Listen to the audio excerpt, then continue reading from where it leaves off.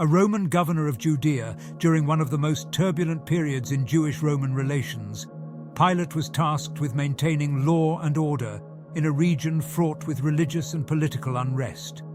Pontius Pilate was appointed the Roman governor or prefect of Judea around AD 26 by Emperor Tiberius. He was the fifth governor in a province known for its instability, especially due to religious tensions between the Jewish people and their Roman overlords. Pilate's primary responsibilities included maintaining order, enforcing Roman laws, and collecting taxes. This position gave him significant power over the local population, but it also placed him at the heart of a volatile situation.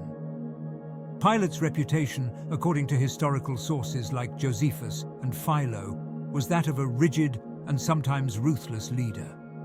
He ruled with an iron fist, and several incidents during his governorship highlight his insensitivity to Jewish customs.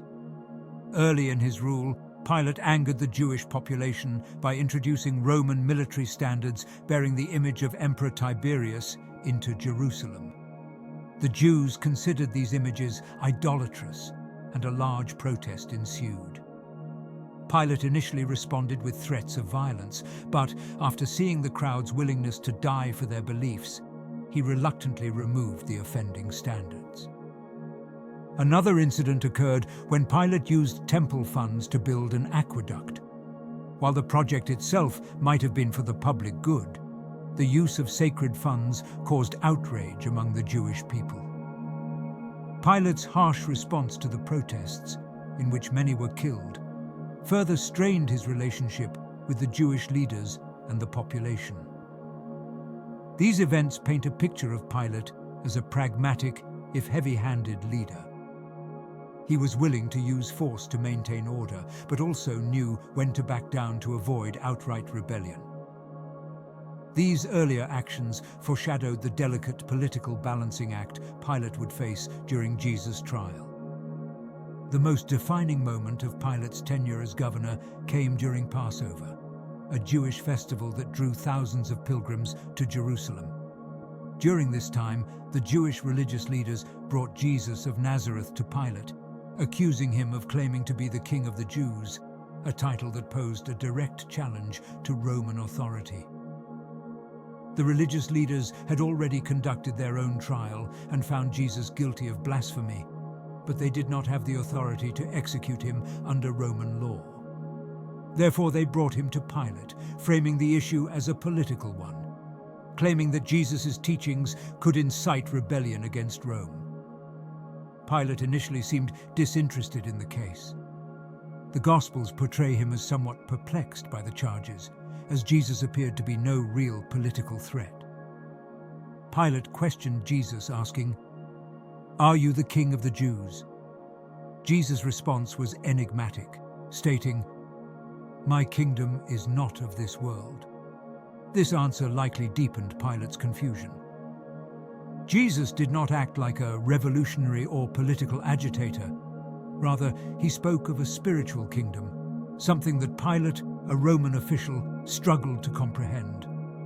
Despite his uncertainty, Pilate recognized that the situation had more to do with religious disputes than with any real political insurrection. He told the Jewish leaders, "I find no basis for a charge against this man." However, upon learning that Jesus was a Galilean, Pilate saw an opportunity to pass the responsibility onto Herod Antipas, the ruler of Galilee, who was in Jerusalem at the time. Herod, who had previously been interested in Jesus, was initially eager to meet him. However, when Jesus refused to answer his questions, Herod became frustrated.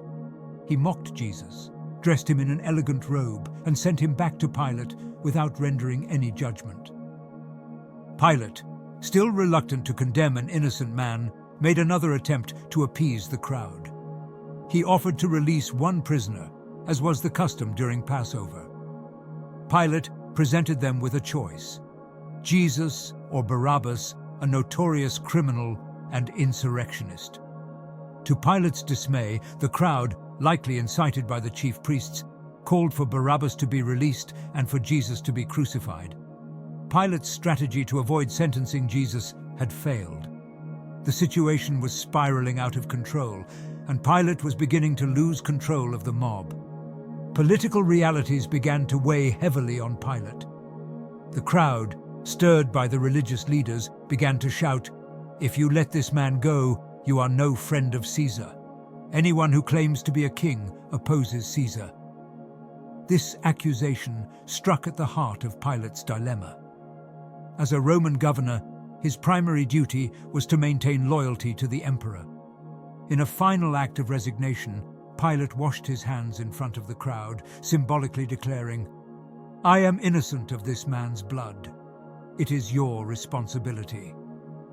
Despite his outward display of innocence, Pilate gave in to the demands of the crowd and handed Jesus over to be crucified. Pilate's decision to crucify Jesus marked the culmination of his political and moral struggle. Though he may have believed Jesus was innocent, Pilate ultimately chose to prioritize his own position and the fragile peace in Jerusalem over justice. After the crucifixion, Pilate allowed Joseph of Arimathea to take Jesus' body for burial. The Gospels do not record Pilate's reaction to the events that followed.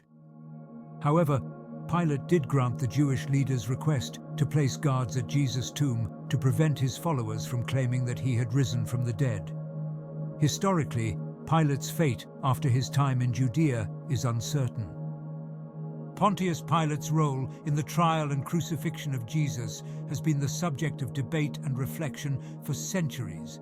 He is often seen as a man trapped between two worlds: Roman authority and Jewish unrest, personal conviction and political necessity.